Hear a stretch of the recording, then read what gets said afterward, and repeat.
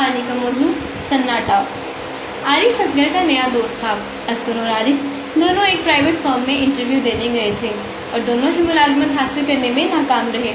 ताहम इनकी ये पहली मुलाकात ही दोस्ती में बदल गई थी। दोनों का मुश्तरका मसला इन्हें एक दूसरे के पास ले आया था। अब वो दोनों ज़हनी हमाहंगी के बाइस पक्के दोस्त बन गए थे। बाद अज़ां एक दिन आरिफ असगर से मिलने इसके मोहल्ले में आया। असगर ने इसका कुछ दिनों से इस्तकबाल किया, हाल अहवाल पूछने और इधर उधर की बातों के बाद वो इसे चाय पिलाने बाजार ले गया। दोनों दोस्त अपनी बेरोजगारी और मुल्क के हालात पर बातें करते रहे और मुस्तकबिल के हवाले से मंसूबे बनाते रहे।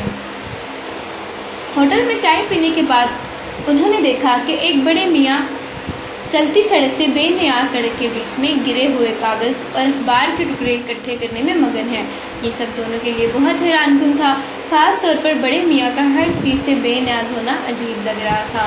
नए दोस्त आरिफ ने असगर से पूछा, ये बड़े मियाँ क्या कर रहे हैं? सड़क पर गिरे कागज के टुकड़े क्यों इकट्ठे कर रहे हैं और इन्हें किस चीज़ का कोई होश ही नहीं है? आसपास की ट्रैफिक को भी कोई अहमियत नहीं दे रहे। मेरे ख्याल से शायद इस्लामी कागज होंगे जिन्हें बेहुरमती से बचाने के लिए बड़े मियाँ ऐसे कर रहे हैं। ऐसी कोई बात नहीं, ये इनकी आदत है। आरिफ ने चाय की चुस्की लेते हुए ये कहा। खुलिए से ये पागल लगते हैं। हाँ, ये पागल ही हैं, असगर ने मस्बत जवाब दिया। आरिफ ने ठंडी आह भरते हुए कहा, पता नहीं किन हालात ने इन्हें पागल कर दिया। कुछ तो हुआ होगा। असगर ने कहा, इनकी कहानी मैं जानता हूँ। ये किसी प्राइवेट फर्म में एक मुलाजिम थे।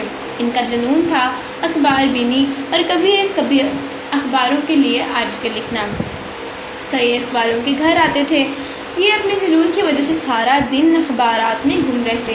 फिर एक दिन किसी वजह से इनकी नौकरी छूट गई, रोजगार छिन गया तो जाहिर है कि आमदनी का जरिया न रहा। घर में तंगदस्ती ने घेरा जमा लिया। इनका एक बड़ा नुकसान ये भी हुआ कि घर में अखबार आना बंद हो गया।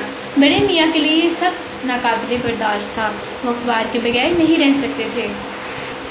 अपने इस जुनून को पूरा करने के लिए बुक स्टोर पर जाकर अखबार पढ़ना शुरू कर दिए। स्टोर वाले कुछ अरसे इन्हें बर्दाश्त करते रहे और मुफ्त में अखबार पढ़ने पर कुछ ना कहा। लेकिन फिर एक दिन वो अखबार पढ़ रहे थे कि बुक स्टॉल के मालिक ने इनसे अखबार छीन लिया और कहा, अखबार पढ़ने का ज़्यादा शौक है तो अखबार खरीद कर पढ़ो, मैं अब यूँ मुफ्त अखबार पढ़ने नहीं दूंगा। इनके साथ पहले भी एक स्टॉल पर ऐसे ही हो चुका था। इस दिन से उन्होंने बुक स्टॉल का रुख नहीं किया। तब उन्होंने एक नया हल निकाला। वो सुबह सुबह मेवा मंडी जाते और फलों को क्रेटों से निकली रद्दी अखबारों को घर ले आते और पढ़ते रहते। गोया पुराने अखबार या इनके टुकड़े होते, मगर ये मियाँ का शौक पूरा करने के लिए काफ़ी थे। वो अपना जुनून इसी तरह पूरा करते हैं। इसी तरह सड़क या ज़मीन पर गिरे अखबारों के टुकड़े भी उठाकर घर ले आते और मज़े से पढ़ते रहते। एक दिन उन्होंने सड़क के दरमियान गिरा अखबार का एक टुकड़ा देखा। वो फौरन इसकी तरफ लपके, मगर एक तेज़ रफ्तार मोटरसाइकिल से टकरा गए और पथरीले फुटपाथ पर ज़ोर से सर लगने पर अपनी याददाश्त खो बैठे। काफ़ी इलाज करवाया मगर ठीक नहीं हुए। इस हादसे के बाद भी सड़क पर अखबार के टुकड़े जमा करने का जुनून ख़त्म नहीं हुआ। ये जुनून जैसे इनकी रूह में समा गया है। अब वो अखबार पढ़ नहीं सकते, बल्कि इन टुकड़ों को बिस्तर पर सजाकर खुश होते रहते हैं, लेकिन अपना जुनून छोड़ने को किसी तरह तैयार नहीं। चाय की चुस्की लेते हुए आरिफ ने पूछा, बड़े मियाँ पागल हैं तो ये भला क्यों फिरते हैं? इन्हें घर में बंद क्यों नहीं किया गया? पागल आदमी तो किसी वक्त भी किसी को नुकसान पहुंचा सकता है, तो इन्हें खुला क्यों छोड़ा गया है? असगर ने कहा, इन्हें कुछ अरसे के लिए घर में बंद किया गया था, मगर ये चीखने चिल्लाने लगे। मजबूरन इन्हें खुला छोड़ दिया गया। इसके अलावा ये किसी को नुकसान भी नहीं पहुंचाते, बस सिर्फ अपना काम करते रहते हैं। इनकी औलाद तो होगी? आरिफ के पूछने पर असगर ने कहा, हाँ, इनके 2 बेटे हैं। एक मामूली तनख्वाह पर किसी दुकान में मुलाजिम है और दूसरा बेरोजगार है। बेचारे ने कई जगह इंटरव्यू दिए मगर कामयाब न हो सका। अब नौकरी के लिए रोज़ मुख्तलिफ दफातर के चक्कर लगाता है।